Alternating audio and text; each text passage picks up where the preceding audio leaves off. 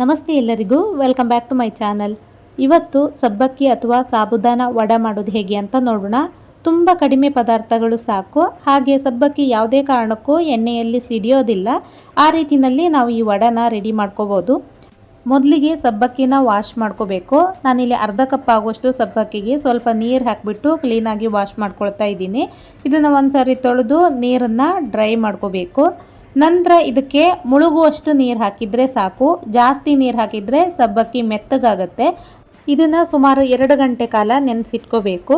ನೋಡಿ, 2 ಗಂಟೆ ಆದ ನಂತರ ಈ ರೀತಿ ಆಗುತ್ತೆ. ನಮಗೆ ಈ ರೀತಿ ಉದುರಾಗಿರಬೇಕು ಸಬ್ಬಕ್ಕಿ, ಯಾವುದೇ ಕಾರಣಕ್ಕೂ ಸಾಫ್ಟ್ ಆಗಬಾರ್ದು. ಇವಾಗ ಇದನ್ನು ಒಂದು ಬೌಲ್ಗೆ ಟ್ರಾನ್ಸ್ಫರ್ ಮಾಡ್ಕೊಳ್ತಾ ಇದ್ದೀನಿ. ಈ ರೀತಿ ನೆನೆಸಿ ಮಾಡೋದ್ರಿಂದನೂ ಕೂಡ ಸಬ್ಬಕ್ಕಿ ಯಾವುದೇ ಕಾರಣಕ್ಕೂ ಎಣ್ಣೆಯಲ್ಲಿ ಸಿಡಿಯೋದಿಲ್ಲ. ಇವಾಗ ಇದಕ್ಕೆ ಬೇಯಿಸಿರುವಂತಹ 2 ಆಲೂಗಡ್ಡೆನ ಸ್ಮ್ಯಾಶ್ ಮಾಡಿ ಹಾಕೊಂಡಿದ್ದೀನಿ. ಹುರಿದಿರುವಂತಹ ಶೇಂಗಾ ಅಥವಾ ನೆಲಗಡಲೆ ಬೀಜನ ಕುಟ್ಟಿ ಪುಡಿ ಮಾಡಿ ಈ ರೀತಿ ಹಾಕೋಬೇಕು. ಸುಮಾರು ಅರ್ಧ ಕಪ್ ಆಗುವಷ್ಟು ಹಾಕೊಂಡಿದ್ದೀನಿ. ಇದ್ರ ಜೊತೆಗೆ ಚಿಕ್ಕದಾಗಿ ಕಟ್ ಮಾಡಿರುವಂತಹ ಕರಿಬೇವು, ಶುಂಠಿ ಹಾಗೆ ಹಸಿಮೆಣಸಿನ್ಕಾಯಿ, ಕೊತ್ತಂಬರಿ ಸೊಪ್ಪನ್ನು ಹಾಕಿದ್ದೀನಿ. 1/4 ಟೇಬಲ್ ಸ್ಪೂನ್ ಆಗುವಷ್ಟು ಜೀರಿಗೆ ಹಾಗೆ ರುಚಿಗೆ ತಕ್ಕಷ್ಟು ಉಪ್ಪನ್ನು ಸೇರಿಸ್ಕೊಂಡಿದ್ದೀನಿ.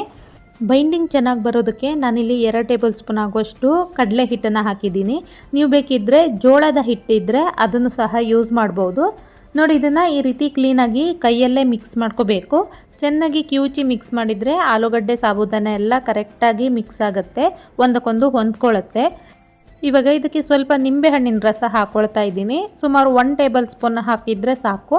ಇದನ್ನು ಮತ್ತೆ ಮಿಕ್ಸ್ ಮಾಡ್ಕೊಳ್ತಾ ಇದ್ದೀನಿ. ನೋಡಿ, ಈ ವಡೆ ಮಾಡೋದಕ್ಕೆ ತುಂಬಾ ಈಸಿ. ಜಾಸ್ತಿ ಏನು ಸಾಮಗ್ರಿಗಳು ಬೇಕಾಗೋದಿಲ್ಲ, ಹಾಗೆ ಯಾವುದೇ ಮಸಾಲ ಪದಾರ್ಥಗಳು ಸಹ ಬೇಕಾಗೋದಿಲ್ಲ. ಈ ಥರ ಒಂದ್ಸರಿ ಕ್ಲೀನಾಗಿ ಮಿಕ್ಸ್ ಮಾಡ್ಕೊಂಡಿದ್ದೀನಿ. ಆಲೂಗಡ್ಡೆ ಹಾಕಿರೋದ್ರಿಂದ ಕೈಗೆ ಸ್ವಲ್ಪ ಅಂಟ್ಕೊಳ್ಳುತ್ತೆ, ಹಾಗಾಗಿ ಕೈಯನ್ನು ಒಂದ್ಸರಿ ಕ್ಲೀನಾಗಿ ವಾಶ್ ಮಾಡಿಕೊಂಡು ಸ್ವಲ್ಪ ಒದ್ದೆ ಕೈಯಿಂದನೇ ಇದನ್ನು ಪ್ರಿಪೇರ್ ಮಾಡ್ಕೊಳ್ಳಿ. ವಡೆ ಪ್ರಿಪೇರ್ ಮಾಡಬೇಕಾದ್ರೆ ನೋಡಿ, ಈ ಥರ ಸೈಡಲ್ಲಿ ಯಾವುದೇ ರೀತಿಯ ಕ್ರ್ಯಾಕ್ ಇರಬಾರ್ದು.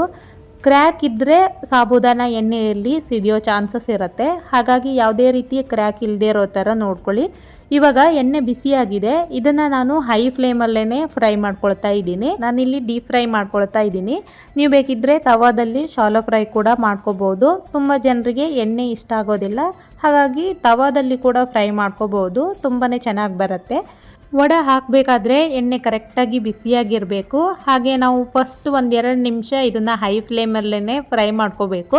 ನಂತರದಲ್ಲಿ ಮೀಡಿಯಮ್ ಊರಿನಲ್ಲಿ ಈ ರೀತಿ ಫ್ರೈ ಮಾಡ್ಕೋಬೋದು. ಈ ರೀತಿ ಮಾಡಿದ್ರೆ ಒಳಗಡೆನೂ ಸಹ ಸಾಬುದಾನ ಎಲ್ಲ ಕರೆಕ್ಟಾಗಿ ಬೇಯುತ್ತೆ. ನೋಡಿ, ಈ ಥರ ಎಣ್ಣೆನ ಇದ್ರ ಮೇಲ್ಗಡೆ ಎಲ್ಲ ಹಾಕ್ಕೊಳ್ತಾ ಇದ್ದೀನಿ.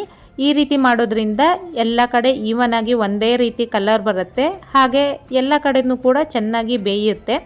ಇವಾಗ ಇದನ್ನು ತಿರುವು ಹಾಕ್ಕೊಳ್ತಾ ಇದ್ದೀನಿ. ನಾನಿಲ್ಲಿ ಪ್ಯಾನ್ ಯೂಸ್ ಮಾಡಿರೋದ್ರಿಂದ ಸ್ವಲ್ಪ ಕೇರ್ಫುಲ್ಲಾಗಿ ಇದನ್ನು ಮಾಡ್ಕೋಬೇಕಾಗತ್ತೆ. 2 ಕಡೆ ಕ್ರಿಸ್ಪಿ ಆಗಬೇಕು, ಹಾಗೆ ಗೋಲ್ಡನ್ ಕಲರ್ ಬರಬೇಕು. ಅಲ್ಲಿ ತನಕ ಇದನ್ನು ಚೆನ್ನಾಗಿ ಫ್ರೈ ಮಾಡ್ಕೋಬೇಕು. 2 ಕಡೆ ತಿರುವು ಹಾಕೊಳ್ತಾ ಫ್ರೈ ಮಾಡ್ಕೋಬೋದು.